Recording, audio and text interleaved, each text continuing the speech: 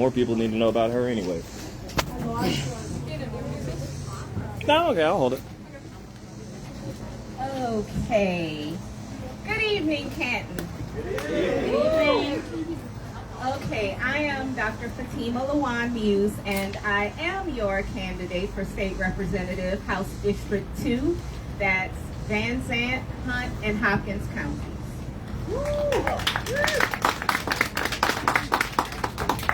Now, usually when I speak, I get up and I pretty much just speak off the cuff, but I got excited because Matthew told me I had 10 minutes, so I was like, I'm about to put it all on paper.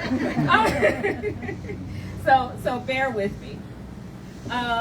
First, thank you absolutely for having me here today. I have a question. Do we have any football fans in the house? I'm a football girly. Okay, all right. So some of you may know what I mean when I say the words Hail Mary.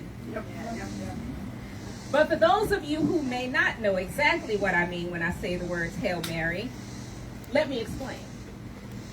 A Hail Mary is that last second pass.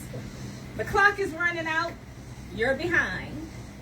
The plays you've been running haven't worked, you're running out of options. So the quarterback drops back, throws that ball as far as he can, and prays that somebody catches it. And Texans ought to know a little something about Hail Marys because one of the most famous Hail Marys came from our own Dallas Cowboys. That's it. Cowboys were down 14-10 against the Minnesota Vikings. Only 32 seconds left, and the quarterback throws a 50-yard bomb to Drew Pearson for the winning touchdown. And afterwards, he said he closed his eyes when he threw it and said a Hail Mary, and that name stuck. I think we may be watching a political Hail Mary right now. For months, people in rural communities have been sounding the alarm about massive data centers. They've been asking questions about our water and about our electric grid, about rising electricity costs, about noise, about roads and infrastructure, about what happens to farmers and ranchers and neighboring properties. And most importantly, who gets to decide what happens in our own communities? People aren't imagining these concerns. A University of Texas Politics Project poll released in June found that 62% of rural Texans oppose having data centers built in their communities. That's 62%. That's not a Democratic issue. That's not a Republican issue. That's a Texas issue. Yep. Because let me tell you something. A dry well doesn't ask whether you're a Republican or a Democrat. That's right. And right here in Van Zandt County, we have people whose wells have gone dry. Your electric bill doesn't check your voter registration before it goes up. And a farmer who loses access to water, he's not experiencing a red problem or a blue problem. He has a Texas problem. And government ought to respond accordingly. But here's what bothers me most. In November, Governor Abbott stood beside Google announcing a $40 billion investment in Texas data centers and proclaimed that Texas was the epicenter of AI development. Texas has spent years opening the door to this development. And in too many cases, our rural counties were left standing there without the authority they needed to protect the people who actually live there. Now suddenly, on August 3rd, 3 months before Election Day, the governor has ordered an audit of data centers, trying to connect the Epcot grid, and projects are being paused until that review is completed. Now, I can't tell you what's in anybody's heart, But that pretty much sounds like a Hail Mary to me. And when people have been yelling from the sidelines all game, when rural Texans have been saying, listen to us, when communities have been demanding action, and suddenly, late in the fourth quarter, somebody drops back and throws a big pass. Let's not drink the Kool-Aid. I think Texans are entitled to ask, where was this urgency in the first quarter? Because a Hail Mary may be exciting in football, but it's a terrible way to govern. Leadership is not waiting until an election is around the corner before families have to fight to protect their homes. And I want to be fair about something. My opponent, Representative Brent Money, he did file legislation last session, House Bill 5454, that would have expanded county authority over certain industrial projects and land uses. So I'm going to give credit where credit is due.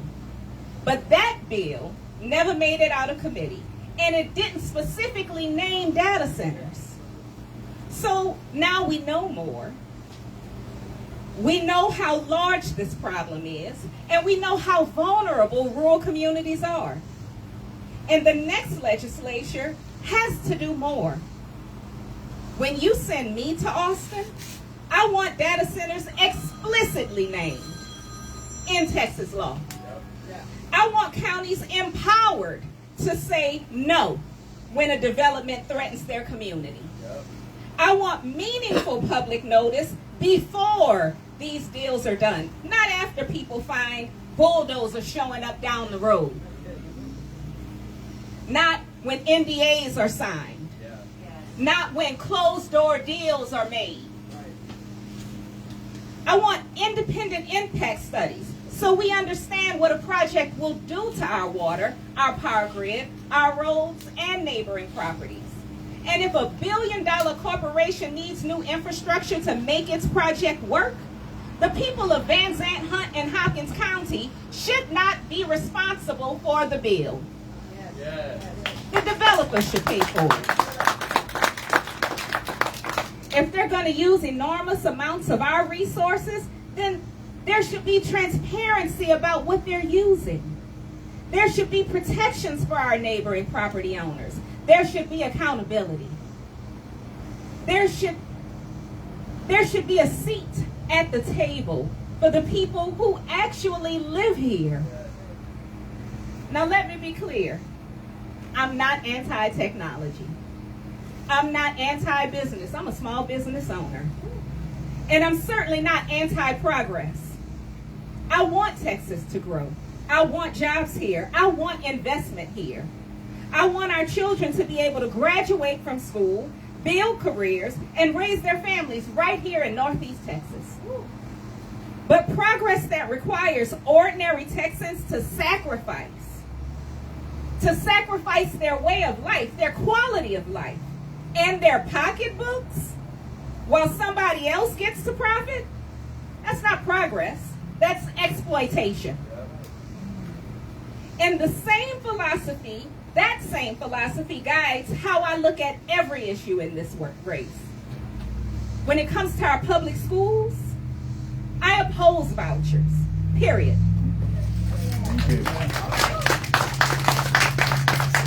Our public dollars belong in public schools.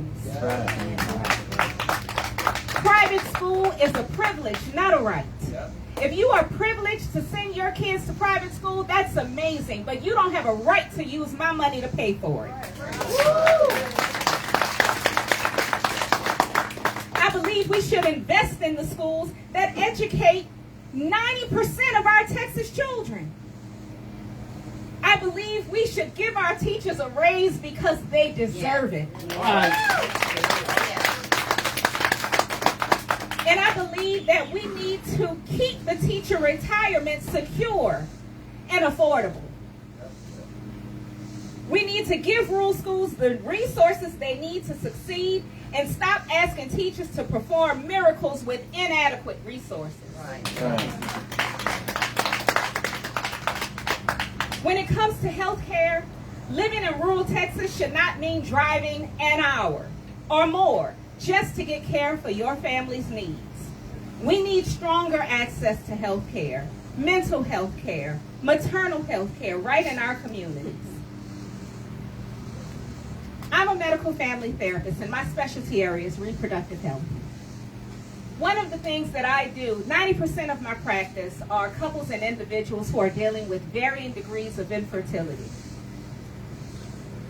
The right to life has to be about a lot more than preventing abortion. It should also be about helping people who want to have babies have them. And that's what I do. It breaks my heart to see anyone crying and in pain.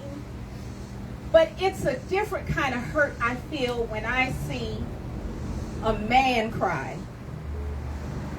Because so often society tells men they don't get to express those emotions.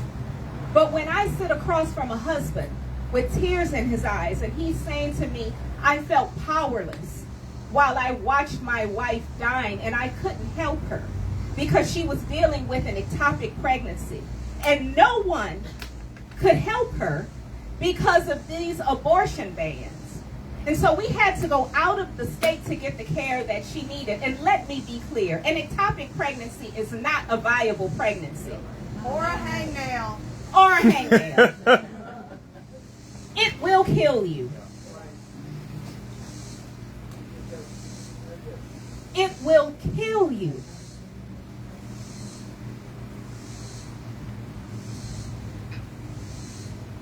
When it comes to infrastructure, I believe in a fix-it-first approach. I believe we need to take care of what we already have, fix our roads, protect our water, maintain our bridges. And we need to make sure that taxpayers can actually see where their money is going. Because fiscal responsibility is not just about spending less. It's about spending wisely and being accountable for every dollar. And underlying all of those issues is something even bigger. I believe government is supposed to listen to you. I believe there should be a radical idea that that actually shouldn't be a radical idea because you shouldn't need to have a lobbyist in Austin to have a voice. Right.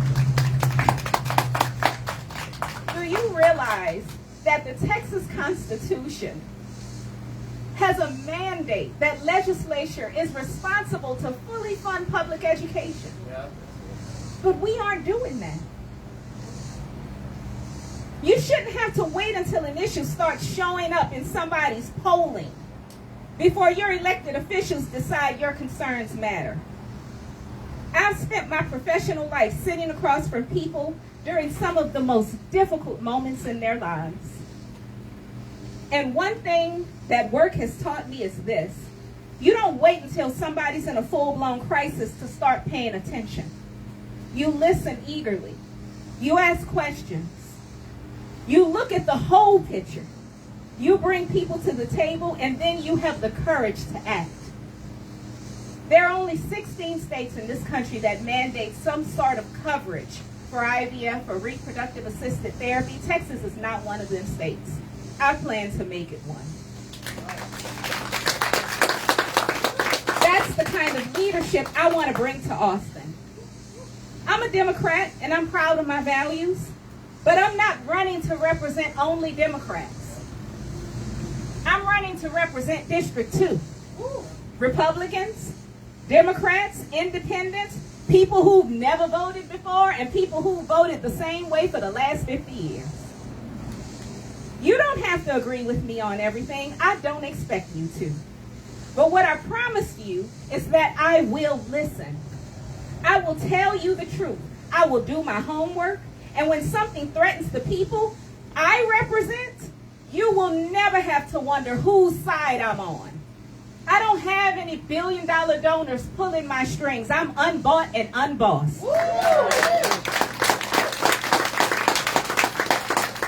I'm on your side. So when November comes, I want you to think about that Hail Mary. Because District 2 doesn't need representation that waits until the fourth quarter to start playing. We need someone who shows up for every down. Someone who's paying attention in the first quarter. Someone who's willing to do the hard work when there aren't television cameras around. And if you need me, and if you give me the privilege of representing you in Austin, that's exactly what I intend to do. Because I'm balanced enough to listen, bold enough to fight, and brave enough to lead. My name is Dr. Fatima Muse. I'm asking for your vote for Texas House District 2, and together we'll make sure that the people of our district and all of Texas decide what the future of our Texas is going to look like. When you look at me, you may see a little woman. And I may be a little woman, but I'm hell in heels. And I'm ready to march these heels to Austin and get to work. Vote Muse.